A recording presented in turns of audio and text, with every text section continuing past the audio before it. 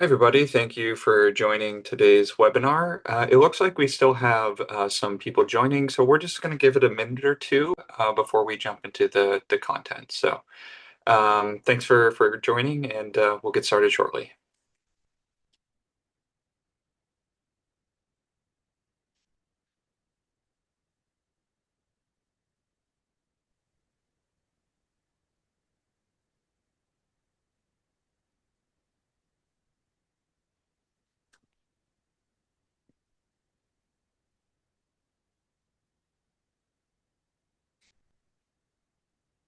All right, it looks like we have a few folks that have come online. So why don't we go ahead and get started? Once again, thank you everybody for joining today's webinar, AI Hub Advancements from Instabase.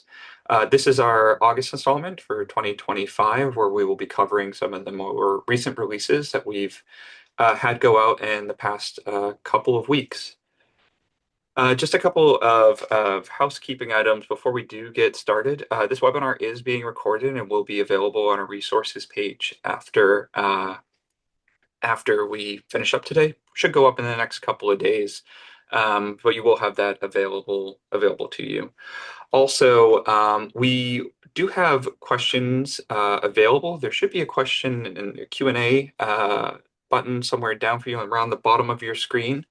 We'll try and take questions as we go through the presentation, but if we don't get to them while we're kind of going through what we're planning to go through today, we do have some time dedicated at the end. We'll make sure that we address them. Any questions that we don't get to, we'll make sure to follow up post-webinar for you. So please feel free to jot down any questions that you might have, and like I said, we'll get to them as we go through. So quick look at today's agenda. We're going to do a quick intro on AI Hub. Again, the meat of this webinar will be focused on the highlighted new features that we've had come out over the past number of weeks.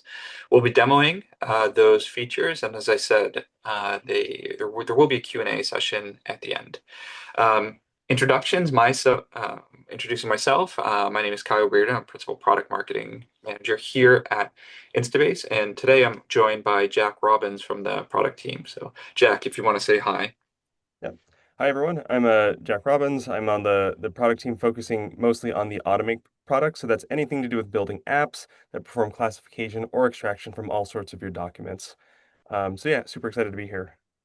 Great, thanks, Jack. So let's jump right in. For those of you that are new to Instabase or new to this webinar series, just a kind of quick level set on the AI Hub platform. This is the unstructured data platform. It's really designed to help you automate the extraction of unstructured data from your document workflows, as well as analyze and query data in those complex document repositories. This Gen AI-based platform is underpinned by our content understanding, enterprise controls, agentic reasoning, and of course, the extensibility that we offer through our API connections. So the new features and capabilities, the reason that you are here today, we have four that we're going to highlight in demo. The first one is the separation of chatbots and converse. So for any of you that have been around for a while, working with Instabase for a while, you may know that historically the way that you've created chatbots is starting in a conversation and then publishing it as a chatbot experience. The use cases for these two things are slightly different, and we recognize that this is perhaps not the most intuitive experience for all users. So with our recent release, we have separated those two experiences, giving you from the beginning to end a kind of purpose-built experience to build either a conversation or a chatbot, depending on what you're looking to do. Conversations are generally used for kind of one-on-one interaction between the user and a particular set of documents. As well as kind of doing some advanced analysis on those documents. Chatbots are probably exactly what you're assuming, right? It's really for kind of querying those knowledge bases, sets of documents, setting up things like FAQs, using them in documentation. We in fact use chatbot to power some documentation FAQs here at Instabase. So really, in a nutshell, that's what we've done. We've kind of separated those two experiences, made it purpose-built. So from the start to end, whether you're looking to start a conversation or build a chatbot, you have an experience that's built for that. This is very quick and easy to do. In fact, I am going to go ahead and demonstrate this right now. Please bear with me as we switch tabs here going through. But if you are looking to create a chatbot, you of course land in the AI Hub experience as you ordinarily would. Go ahead and step into a workspace. As you can see, I have a couple of chatbots that I've been working on here, but if you wanted to completely start this from scratch, simply step into create here on the right side, and you'll see the options between chatbot and conversation. As I said, I've been working on some chatbots on my own, so instead of going completely from scratch, I'm going to go with one that is already loaded up with a couple of documents. You can see here, there's a couple of documents already loaded in, kind of that familiar querying module in the middle, as well as a new kind of layout where we have some basic information that you can input for your chatbot. So what is this chatbot used for? Some sample prompts, as well as a disclaimer. So if you needed to put anything around the lines of, there's sensitive information potentially contained in here, kind of the limitations of the chatbot, anything that your users might need to know. You can, of course, always access and see the files that you've uploaded. And if you do need to upload additional files, have a little plus button for you here with the same options that we always offer. Files, folders, URLs, as well as data sources. When you're ready to publish, it's a nice and easy experience that all you have to do is create your chatbot. Give it a name if you haven't done that already. Select if you want it to be private, so this is for your own usage, or shared, sharing it amongst your team members as well, and making it visible for everybody. And all you have to do is hit create chatbot, that will spin up, and then you can go ahead and open it. And that's it. That's the experience from beginning to end. Very quick, easy, and intuitive, kind of purpose built for the individual use case of conversations versus chatbots. Now I'll step back into the webinar. And with that, I'm going to actually hand over to Jack to talk about some of the other features that we've recently released. Awesome. Thanks, Kyle. And for these next set of features, I'll be doing a demo of each one of them just after we run through the slides really quickly. So the first one here is detailed usage analytics. Uh, the highlight of this feature is that it helps give you more visibility into where your consumption is coming from, when it happened, and essentially who triggered that consumption. We've made big improvements to the old dashboard, essentially replacing it entirely with a more interactive dashboard that allows you to slice and dice all of your consumption data by time, by the app that's doing the consumption. It could be also a chatbot, the workspace, and also the individual user that triggered that consumption, whether it's through manually, through the interface, or through the API. This is especially important for larger enterprises that need to attribute consumption to certain business units, as those are typically associated with workspaces, so that you can, charge your different departments for accounting reasons and as well as just tracking your just overall consumption. And of course, if you do need to export this data into something like an Excel spreadsheet, we do have an export option in there to do your own analysis. So we're super excited. This, I believe, has gone out in the last couple of weeks. If you're a single tenant customer, this should be coming to you rather shortly, if it's not there already. Awesome. Um, okay, so this next feature is Enterprise SDLC. In short, this allows you to enforce more checks before launching changes into your production systems.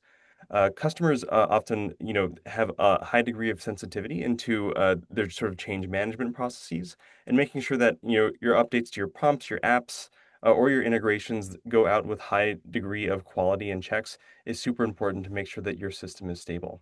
So what this feature does is essentially require a manager to approve a change to one of your automated processes before it goes live. So a developer would essentially make a request saying that, like, hey, a new version of my app is ready to launch. And then that'll send an email notification to the administrators and managers. for that production workspace when that change is requested. The manager will then see a side by side of your changes and also a note from the developer, requesting the changes. So, if you're a developer or work with developers, you might think of this as a GitHub pull request type of a feature that essentially allows someone to approve those changes before they are actually deployed into production. So we hope that this gives a lot more confidence and comfort to larger enterprises who have these requirements for checks to be done before things go into production. All right. Um, Lastly, we have new user roles, which we're super excited about. So this essentially gives customers far more granular control over what users can do within a given workspace. And also, we give a lot more controls over what data those users can see within a given workspace. So the most important part of this feature is introducing new roles for human reviewers and their human reviewer managers. So these new roles are far more limited in scope. You'll see far less call to actions within the interface, no more abilities to sort of create projects and create deployments and integrations, and essentially just focus on those human review tasks. And we'll see that in just a minute in the demo. But what's also coming with this is a new tester role, which offers support for business stakeholders or even support teams that need to understand what's going on within your solution, but also not make configuration changes. So essentially a read-only view of your projects, of your deployments, but you can still sort of perform investigations and help out with the testing process. So we heard a lot of feedback that there's a good need for these additional capabilities. We'll also take a look at what that experience looks like for a reviewer in a second. Um, awesome. So with that, I think I'm ready to dive into a quick demo. Right. Let me get the screen share pulled up really quickly. Um,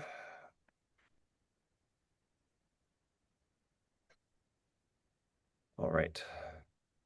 Should everyone see my screen? Yep. Awesome.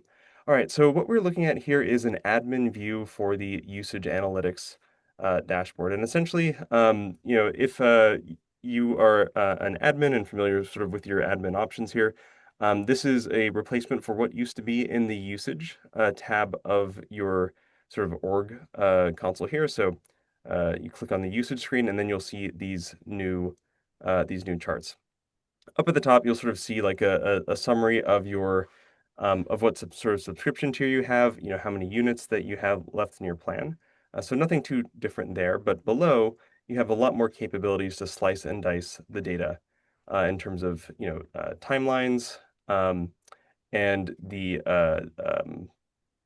calendar range that is sort of shown in your report here. Now, what's really new is this sort of deep dive view where you can take a view into where your consumption is coming from, whether it's an app, project, chat, conversation. You have the ability to sort of slice and dice at a really granular level to understand where your units are going to and which team needs to be sort of charged back if that's a requirement for your business. Below that, you also get a very detailed view of how many units each employee is even consuming, what type of consumption that came from, and sort of the workspace that it also came from here. So for admins who are like definitely keen on getting into the details on where the units are going, this is going to be a lifesaver for those teams. Um, All right. And so the next feature that I do want to sort of show live is the new enterprise software development lifecycle. So here, let's say that you are ready to deploy a new version of an app to production and you want to get that checked out by a workspace manager or an administrator. So within AI Hub, you can, and this was a feature that was launched a couple months back, is you can designate certain workspaces as production or certain workspaces essentially as development or non-production. And you'll see a tag for those workspaces through this production tag throughout the application.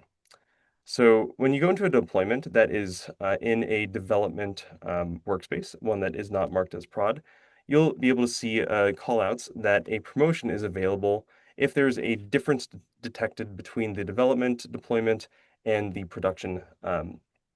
linked production deployment.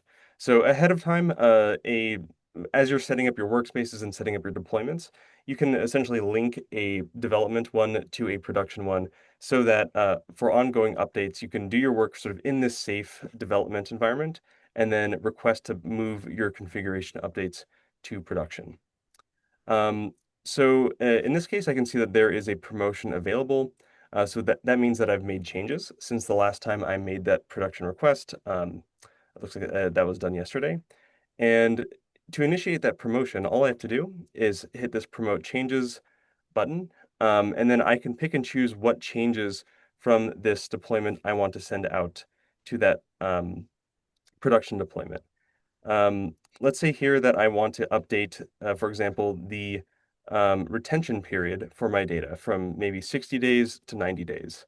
Let's say that there's, some requirements to, retain my data for a longer period of time for tracking purposes. I can hit save here, and then go over and promote my updates. So updated the app version to the latest and extended data retention to 90 days. Um, Selected everything there, and then I hit send request. And what this will do is send an email to the production workspace manager. They'll get that email, which gives them a direct link to review these updates. Now here I am actually doing this work as the admin myself, so I don't need to sort of go through that full process and get approvals. But if you were a developer persona, you would unlikely to actually have direct access to production. We have a lot of customers that, of course, want to keep access to all of their production data fairly locked down. But if I go over to the production deployment, as that admin, I can see that there is a new promotion request that's ready for me to review. You can see sort of the side-by-side changes. The current value stays the same, so it's the same app, of course, but I can see that there's a new app version that is being pushed.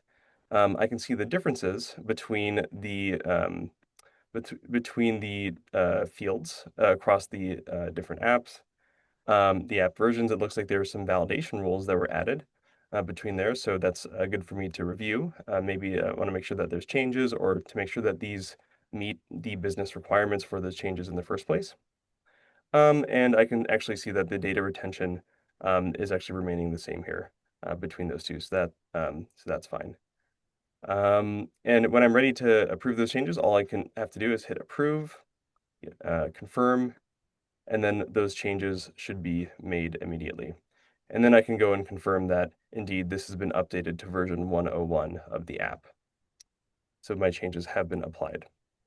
So we're super excited about that change. We know that it's going to help facilitate a lot more safe launches of AI Hub in production and make a lot of sort of like internal SDLC and software excellence teams very happy.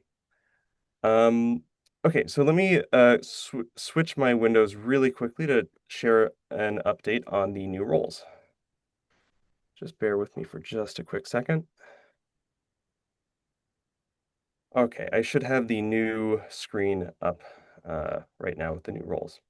So the main thing that I do want to highlight with the new roles is that the new user experience for someone who is a reviewer across all of their workspaces has been far simplified. So on the AI Hub homepage today, you'll notice, for example, that there's callouts to create projects, to create chats, deployments, and document reviews. Essentially, what we want to do for the reviewer persona, someone whose sort of job it is to sort of update data, check validations, perform reclassification tasks, is just to focus on their doc reviews. So we've removed a lot of those sort of sections of the homepage to just focus on the document reviews, and specifically only the reviews for these reviewer personas that are assigned to them. So a lot of customers, of course, have sort of like the minimum follow sort of like the minimum access principle of only showing relevant data to the relevant employee at the relevant time. So we wanted to help facilitate that by introducing that reviewer role that can only see stuff that has been assigned to them either automatically through a review queue or manually by the review manager. Um, the other thing is that when you actually go into the workspace, I'm in this production product team workspace. Um, I don't see the callouts for, creating projects, for looking at deployments or configuring data connections. I just see stuff that has been assigned to me as the reviewer, and sort of so I can just focus on what is the most important task at hand. So really excited about this. It helps unblock a whole lot of human review related activity for customers who had these sort of sensitive data requirements. And we should also hope that it should make a more efficient and easy experience for those reviewers as well, as it's really clear that they just log in and hit get start review to dive into their review workflow. Um, all right, so with that, I will stop my screen share, and I think we can start taking a look at Q&A. It doesn't look like we have had any questions coming in, but why don't we give it just a minute or two for folks to see if anything they did have any questions. Otherwise, we can certainly wrap up early. Looks like we do have one. Mm. Yeah. Okay, I see a question come in about the reviewer having access to reviews from teammates within the same work group would help with SLA management. Yeah, so this is actually this is something that has come up in the past. What we'd recommend in those cases, if for example, it's like sort of like a first come, sort of like first in, first out kind of a team approach, is that you can set those reviewers to be review managers, which will give them access to reviews that are not just assigned to them. Essentially, any capabilities that are granted to that reviewer are also available to the review manager role. So you will be able to sort of perform those reviews, be assigned reviews yourself, and there's some filters that you can apply so you can only see those reviews that have been assigned to you. But that is sort of the current recommendation. If you do have sort of a team or review process where you want all the reviewers to see all the data within that workspace. But very good question. Thanks, Jack. Any other questions from anybody uh, from the audience?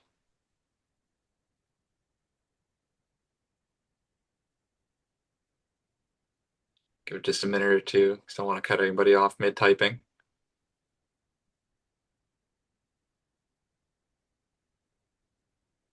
Going once, going twice. All right. I think that was clear and informative then, if only one question. Well, once again, thank you everybody for joining today. Really excited to share all these new features and capabilities with you. As I mentioned at the start, we will be sharing this recording on our resources pages, so you will have it as a resource that you can look back on. If you're looking for clarification on things, and of course, like please do use our documentation and the resources that we have available as you are working through these new features. So very excited to share them with you and looking forward to sharing more in the coming months. Thank you so much.